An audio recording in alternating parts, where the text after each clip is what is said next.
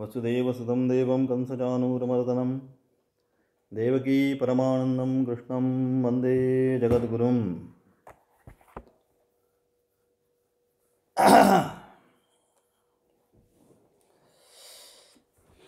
आपण पाहत होतो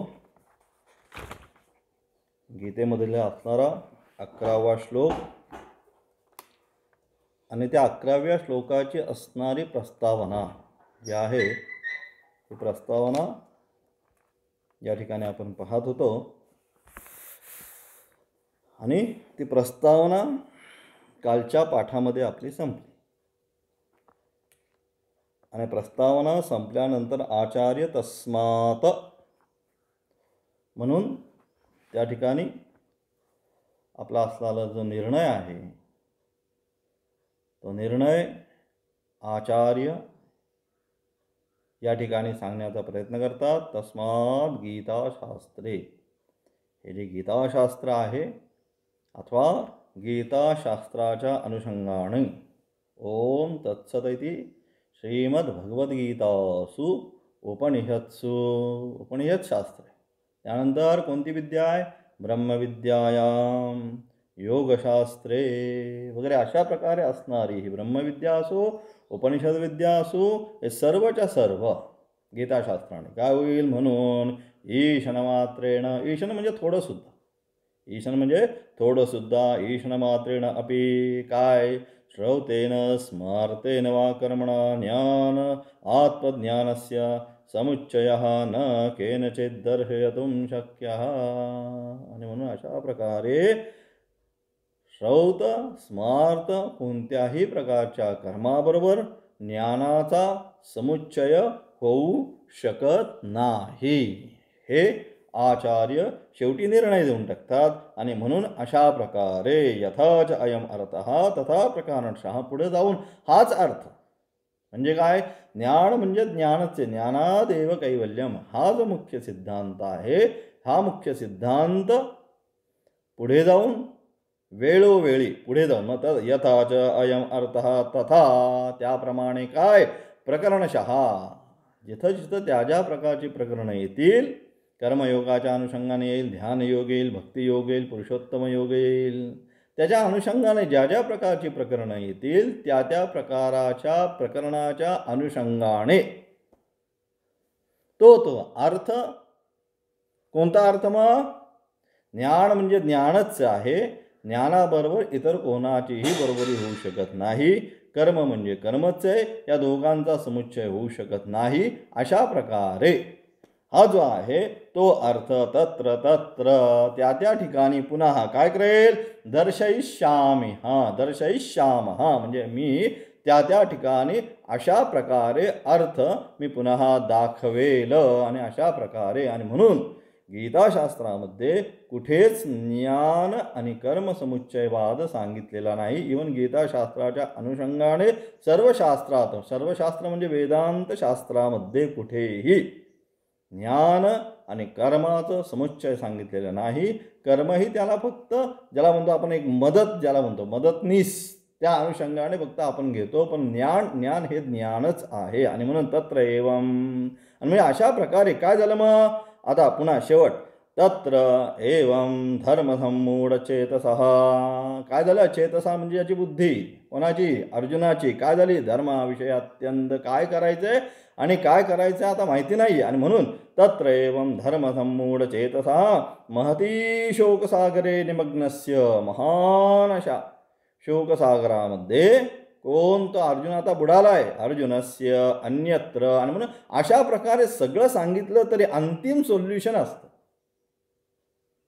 प्रत्येक गोष्टीमध्ये. अनेक आपल्याला एखादा जो रोग झाला, काही जरी झालं तरी माणूस काय अनेक ठिकाणी फिरून येतो, याचं औषध घेईल, त्याचं औषध घेईल, त्याचं औषध घेईल. आणि मग त्या सगळ्यांचं औषध घेऊन माणूस काय होतं? त्रस्त होतो. आणि मग मनुष्य एकदा त्रस्त झाल्यानंतर मग काय तो काहीतरी योग्य, त्याचे काही आप्त असतील, स्वकीय असतील, मित्र असतील, या सर्वांना काय म्हणतो? बाबा मला हे असं हे आहे, मधुमेह आहे, शुगर आहे, BP आहे, सगळ्या डॉक्टरच्या मी गोळ्या घेतोय, सगळं मी करतोय, परंतु काय आत्तापर्यंत मला काही गुण आलेलं नाही.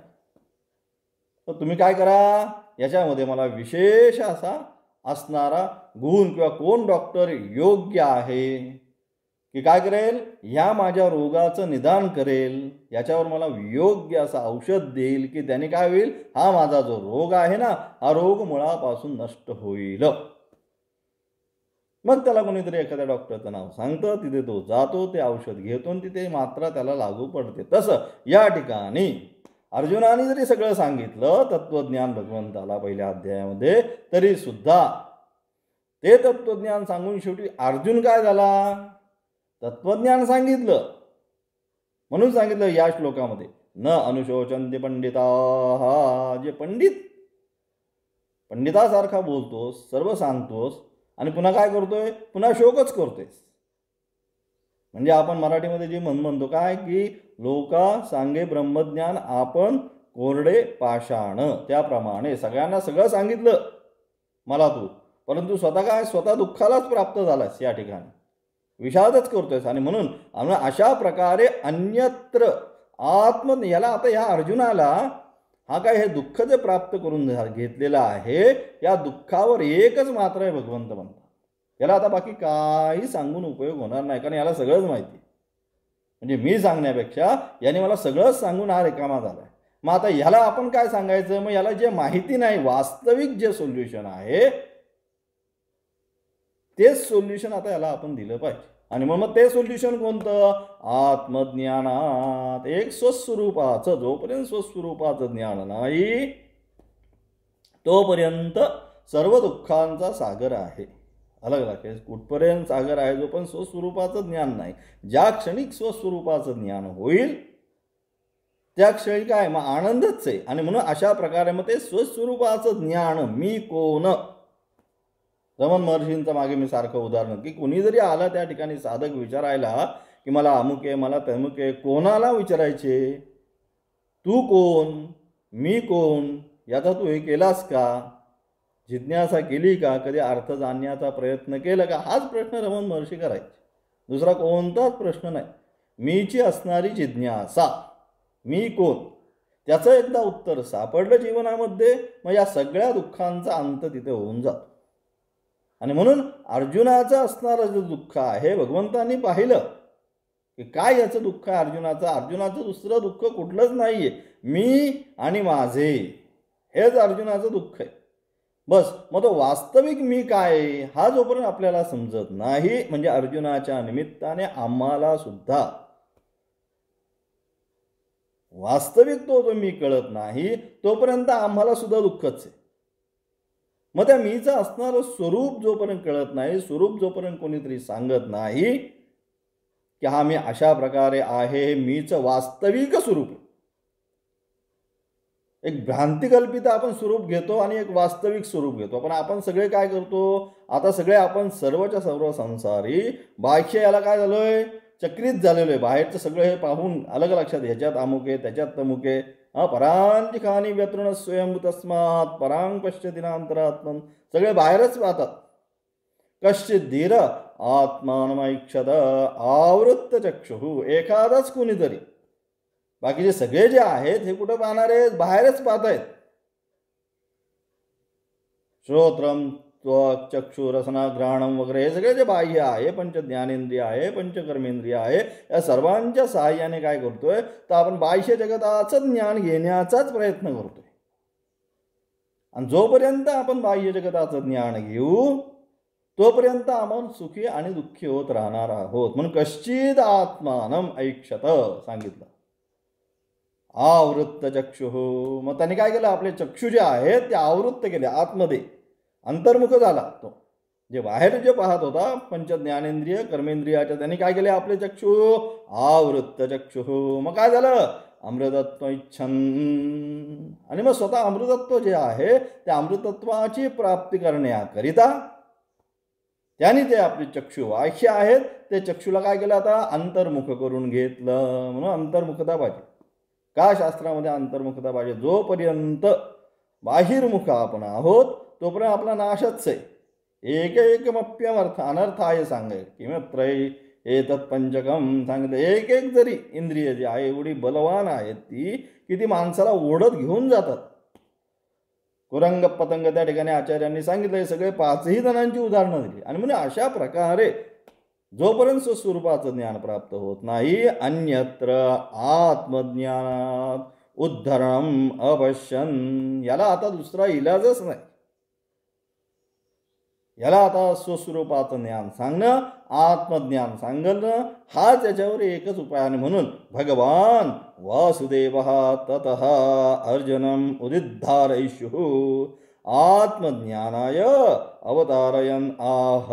आणि म्हणून भगवंत त्याला हा आत्मज्ञानाचा उपदेश या ठिकाणी देतात. आणि श्री भगवान उवाच, काल आपण पाहिलं होतं, आपण सगळे जे आहोत ना, या पाठाला असणारे सगळे खरं वास्तविक पाहता सगळ्यांचं काहीतरी म्हणजे एक पुण्य आहे आपल्या सगळ्यांचं. काय होतं, आपले जे प्रत्येक म्हणजे ज्याला म्हणतो आपण न वास्तविक भगवंताची कृपा असेल, आपल्या प्रत्येक गोष्टी ज्या आहे ना, विशिष्ट तिथी विशिष्ट वार ज्यावेळेस येतात ना, त्याच वेळेस आपल्या विशिष्ट श्लोक तरी आरंभ होतो किंवा काहीतरी होतो. बघा आज सुद्धा आता आज एकादशी, अलग लक्षात, आज एकादशीच्या दिवशी अगदी आज आपली वास्तविक गीता आरंभ झाली. गीता आरंभ आजच झाली. अलग आत्तापर्यंत हे जे आपण पाहत होतो, आता महिनाभर आपण जे काय पाहतोय, हा सगळा उपोद्घात पाहिला. परंतु म्हणून हे ह्याच्यासाठी पुण्य लागतं. म्हणजे निश्चितपणे काहीतरी पुण्याची फलं आपल्याला प्राप्त झालेलं असलं पाहिजे. काहीतरी पुण्य संचित ज्यावेळेस मनुष्याचं होत नाही, तो पण अशा प्रकारचे योगला म्हणतात. याला सांगून सुद्धा हे योग निर्माण होत नाही. हा योगच आहे आज. अलग लक्षात की आज असणारी जी एकादशी, त्या एकादशीच्या दिनीच आपलं काय झालं, गीतेचा आज आरंभ झाला. ज्या दिवशी गुरुपौर्णिमा होती त्यावेळेस अगदी 2 का मिनटं अगदी नेट गेलं होतं, तेवढ्यापुरतं तासाभरापुरतं का व्हायना नेट आलं. आणि त्याच वेळेस बरोबर महावाक्यांचा आपला उपदेश झाला. म्हणजे हे काहीतरी ह्या सगळ्या ज्या गोष्टी आहेत, ह्या सगळ्या गोष्टी योगाच्या गोष्टी आहेत. अलग लक्षात, याच्यामध्ये दोघांचा योग लागतो, गुरु आणि शिष्य. त्याची आत्मीयता तेवढी असली ना की मग योग भगवंत आपल्या घडून आणतात. त्यासाठी मग शिष्याला भटकत बसायची गरज नाही. तसं आजचा हा योग आहे. अलग की आजच्याच दिवशी काय झाला, आपला गीतेचा आरंभ झाला. श्री भगवान उवाच, इथे जे भगवान उवाच आहे हे वास्तविक मंगलाचरण. याच्या अगोदर ज्यावेळेस 2 ठिकाणी भगवान उवाच जरी झालं असलं किंवा पहिल्यांदा धृतराष्ट्र उवाच झालं, भगवान उवाच झालं, परंतु ह्या ठिकाणी जे भगवान उवाच आहे, श्री भगवान उवाच, हे काय झालं, हे गीताशास्त्राचं आत्मज्ञानयुक्त गीताशास्त्र आहे. या गीताशास्त्राचं या ठिकाणी मंगलाचरण या ठिकाणी करून भगवंत म्हणतात अर्जुनाला, काय, हे अर्जुना, अशोचानन्वशोचस्त्वं प्रज्ञावादांश्च भाषसे गतासु न गतासूंश्च नानुशोचन्ति पंडिताः. हे अर्जुना, अशोचा अन्वशोचस्त्वम, अशोचा म्हणजे ज्यांच्यासाठी शोक करायचा नाही ते अशोचा. त्यांच्यासाठी काय करतोयस तू त्यांच्यासाठीच शोक करतो. आणि मग काय करतोय, प्रज्ञा वादांश्च भाषसे, आणि बोलतोय कसा, महान बुद्धिमान आहे मी, त्याप्रमाणे भाषण करतोय. गतासून गता असूंश्च, सून हा म्हणजे काल सांगितलं प्राण, की ज्यांच्यामध्ये प्राण गेलेले आहेत किंवा ज्यांच्यामध्ये प्राण आहेत, म्हणजे जे जीवित आहेत अथवा जे मृत झालेले आहेत, अशा प्रकारचे जे आहेत त्यांच्यासाठी कोण, न अनुशोचंती, कोण, पंडिता, जे वास्तविक पंडित जे आहेत, हे वास्तविक पंडित काय करतात, जीवित अथवा मृत या दोघांकरिता कुठल्याच प्रकारचा शोक करत नाही. आणि तू स्वतःला पंडित म्हणतोस आणि ह्याच गोष्टीचा शोक करतो की हे माझे, ते जातील, हे राहतील. आणि अशा प्रकारे पुढे जाऊन आचार्य सांगतात, न शोचा भाष्य. आता पृष्ठसंख्या 32 पानावर आपण आरंभ केलेला आहे. आता भाष्य आरंभ होईल. न शोचा अशोचा, ज्यांच्यासाठी शोक करायचा नाही ते अशोचा. कोण, भीष्म द्रोणादयः सद्वृत्तत्वात् परमार्थरूपेण च नित्यत्वात् तान् अशोचान् अन्वशोचः अनुशोचितवानसि ते म्रियन्ते मन्निमित्तम् अहं तैः विना भूतः किं करिष्यामि राज्यकादीना इति. आणि म्हणजे अशा प्रकारे जे शोक करण्याच्या योग्य नाहीत, अलग लक्षात काय करायचं गरज नाही. त्यांना आपण काय म्हणतो अशोच. कोण भीष्म द्रोण आदी. काय वास्तविक स्वरूपाने म्हणजे कोण वास्तविक स्वरूपाने म्हणजे काय शरीर जरी गेलं तरी पारमार्थिक दृष्टीने पारमार्थिक स्वरूपाने ते कशा आहेत ते अशोचच आहे. आणि म्हणून त्यांच्यासाठी शोक करत बसण्याचं कारण नाही. तू त्यांच्यासाठी शोक का करतोस. कारण कुठल्या अनुषंगाने शोक करतोस तर हे माझ्या हाताने ते म्रियन्ते मन्निमित्तम अहम तैहि विनाभूतम करिष्यामी किम करिष्यामी. हे सर्वच्या सर्व माझ्या हाताने मारले जातील. मी त्यांच्याशिवाय या राज्य आणि सुखादी घेऊन काय करू. अशा प्रकारे जो तू शोक करत आहे हा शोक योग्य नाही. कारण का ते अशोच आहे. ते पारमार्थिक स्वरूपाने जरी नाश झाला तरी नाश कोणाचा होणार आहे. नाश या ठिकाणी शरीराचा नाश होणार आहे. परंतु पारमार्थिक स्वरूपाने ते कशा आहे शोक करण्याच्या ते नित्य स्वरूपाने राहणारेच आहेत. आणि म्हणून त्याकरिता हे अर्जुना तू शोक करू नकोस. त्वम त्यानंतर म्हणतात त्वम प्रज्ञावादान. प्रज्ञावादान म्हणजे प्रज्ञावतां बुद्धिमतां वादांच वचनानि च भाषसे तद एतं मौढ्यं पांडित्यं च विरुद्धम आत्मने दर्शयसी उन्मत्तः इव इति अभिप्रायः. आणि म्हणून अशा प्रकारे तू जे काही बोलत आहेस ना की काय मी त्यांना मारतो आणि ते जातील असे होतील अमुक होतील हे सगळं तू काय जे बोलत आहेस ना हे सर्वच्या सर्व तू बुद्धिमानासारखा बोलतोस. अभिप्राय तू स्वतःमध्ये आणि एकीकडे काय करतोय बुद्धिमानासाठी म्हणजे प्रज्ञावादांश भाससे बुद्धिमानासारखी बात करतोय सगळी.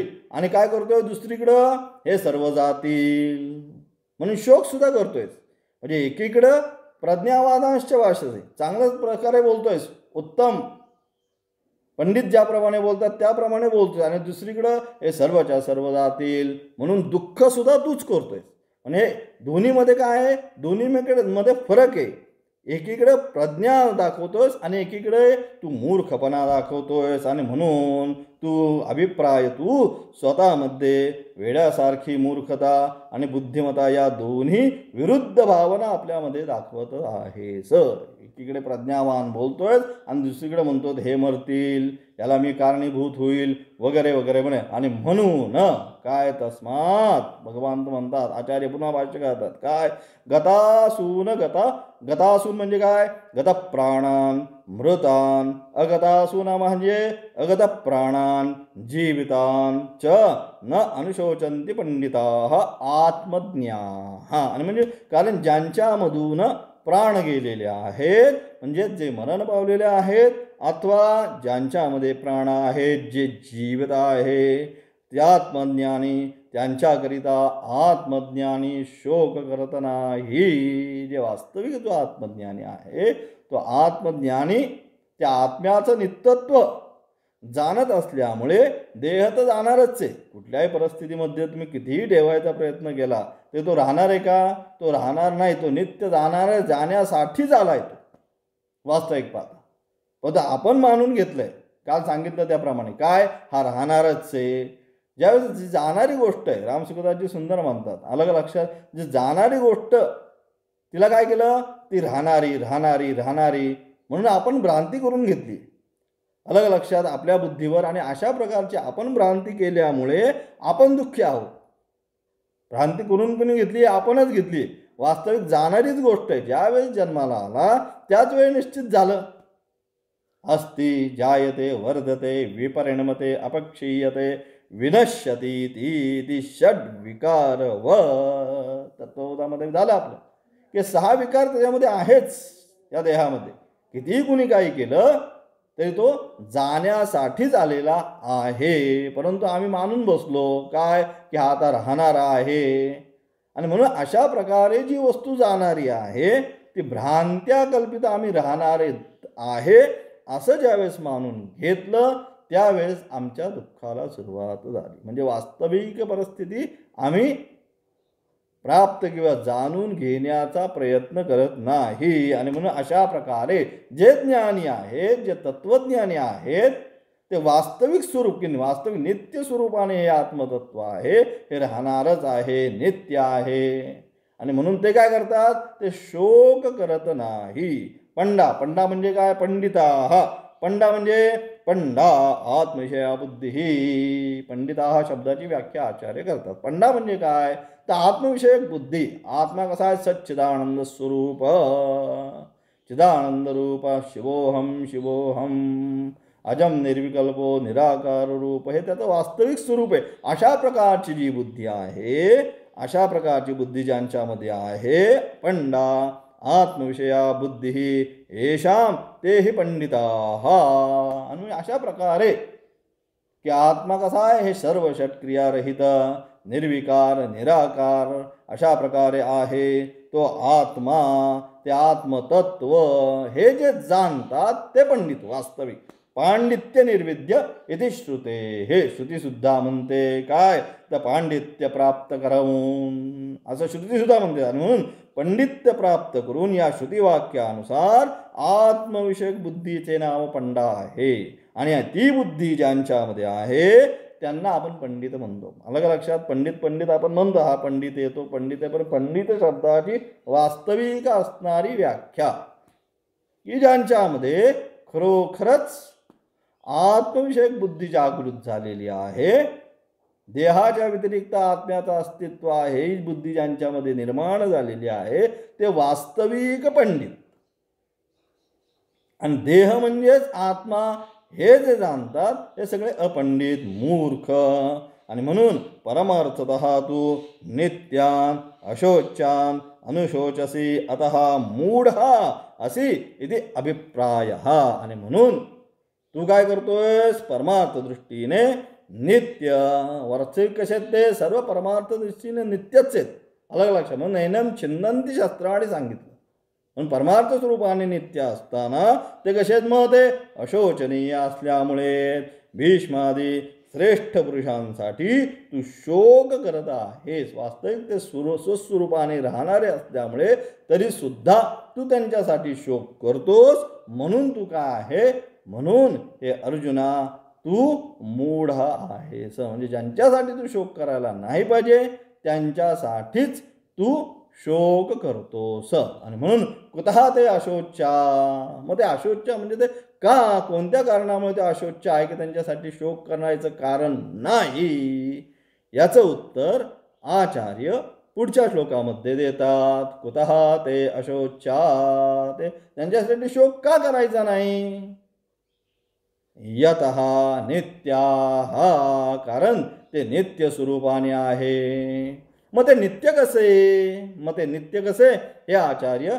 12व्या श्लोकामध्ये पुन्हा जाऊन सांगतात. नत्वेवाहं जातु नासं न त्वं मे जनाधिपाः न चैव न भविष्यामः सर्वे वयमतः परम. की म्हणतात भगवंत अर्जुनाला, के अर्जुना, नत्वेवाहं जातु नासं न त्वं मे जनाधे, संपूर्ण कोणी एका काळात मी नव्हतो, तू नव्हतास, किंवा हे संपूर्ण जे राजा लोक आहेत हे नव्हते अशी गोष्ट नाही. म्हणजे आपण सर्वच्या सर्व यापूर्वीही होतो. म्हणजे भूतकाळ, आत्ता वर्तमान काळ मध्ये प्रेझेंट आहोत, आणि यानंतरही न चैव न भविष्यामः, म्हणजे यानंतर होणार नाही असंही होणार नाही, आणि यानंतर भविष्यातही मी, तू व हे राजा लोक राहणार नाही अशी ही गोष्ट नाही. म्हणजे आत्मस्वरूपाने आपण सर्व भूत, वर्तमान आणि भविष्य या तिन्ही काळामध्ये राहणारे असल्यामुळे आपण नित्य स्वरूपाचे आहोत. न तू जातु कदाचित अहम न आसम किंतु आसनेव, भाष्य त्याचा असणारं भाष्य, न तू एव जातु कदाचित अहम न आसम किंतु आसनेव अतीतेषु देहोत्पत्ति विनाशेषु नित्यम एव अहम आसम इति अभिप्रायः. मी कधी नव्हतो असे नाही, मी कधी नव्हे, यापूर्वी मी नाही असो नाही. अलगला माझेच बहुनी मे व्यतीतानी सांगितलं भगवंतांनी 4थ्या अध्यायात जाऊन. आजपर्यंत काय झालं, बहुनी मे व्यतीतानी जन्मानी तव चार्जुनम तान्यहम, वेद सर्वाणी नत्वम वेत्थ परंतप, परंतु तू ते जाणत नाही, परंतु मी ते सर्व जाणतो. म्हणजे आतापर्यंत आपले झालेले सर्व जन्म हे मी जाणतो. आणि म्हणून अशा प्रकारे काय तर कधी मी नव्हतो असे नाही, परंतु यापूर्वीही मी होतो. अर्थात भूतपूर्व शरीराच्या उत्पत्ती व विनाश होत असताना सुद्धा मी, या संपूर्ण सृष्टीची उत्पत्ती स्थिती होत असताना सुद्धा मी नित्य स्वरूपाने राहतो. मग मी शब्दाचा अर्थ या ठिकाणी कोण? मी म्हणजे आत्मस्वरूप जे आहे त्या आत्मस्वरूप नित्य स्वरूपाने राहत असल्यामुळे तथा न त्वम असीहि किंतु असी एव, तथा न इमे जनाधिपाः न आसन किंतु आसनेव, त्याप्रमाणे तू नव्हता असे नाही, त्याप्रमाणे हे राजागण सुद्धा नव्हते असे नाही. आपण सर्वच्या सर्व अवश्य होतो आत्मस्वरूपाने. आपण सर्वच्या सर्व यापूर्वी, आत्ता आणि यानंतर सुद्धा आत्मस्वरूपाने आपण सर्वच्या सर्वजण राहणारे आहोत. म्हणून आपण सर्वच्या सर्वजण नित्य स्वरूपाचे आहोत. तथाच काय? तथा न एव न भविष्यामहि किंतु भविष्याम एव सर्वे वयम अतः अस्मात् देह विनाशात् परम उत्तरकाले अपि त्रिषु अपि कालेषु नित्या काय आत्मस्वरूपेण इति अर्थ. हा शेवटचा जो शब्द आहे हा महत्त्वाचा. नित्या कोणत्या स्वरूपाने? आपण सर्व नित्य आहोत. तर आपण सर्वच्या सर्वजण आपलं जे आत्मस्वरूप आहे या आत्मस्वरूपाने, नाही तर तुम्हाला पुन्हा कन्फ्युजन होईल की आपण कुठल्या स्वरूपाने नित्य, मला तर मागं काय आठवत नाही, यानंतर तर मी राहणार नाही, असं नाही. आपलं जे आत्मस्वरूप आहे त्या आत्मस्वरूपाने आपण नित्य राहणार असल्यामुळे म्हणून सांगितलं काय? त्रिषु अपि कालेषु नित्या आत्मस्वरूपेण इति अर्थः. यानंतर आम्ही राहणार नाही असे नाही, तर आम्ही सर्व राहणारच आहोत. थोडक्यात तिन्ही काळामध्ये आत्मस्वरूपाने काय झालं?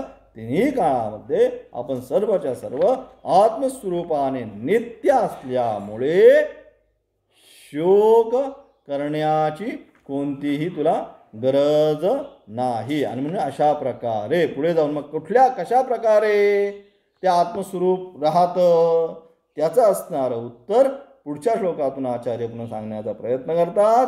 देहिनोऽस्मिन् यथा देहे कौमारं यौवनं जरा तथा देहांतरप्राप्तिः धीरस्तत्र न मुह्यति. याचा असणारा अर्थ उद्याच्या पाठामध्ये सकाळी पाहणार आहोत. संथा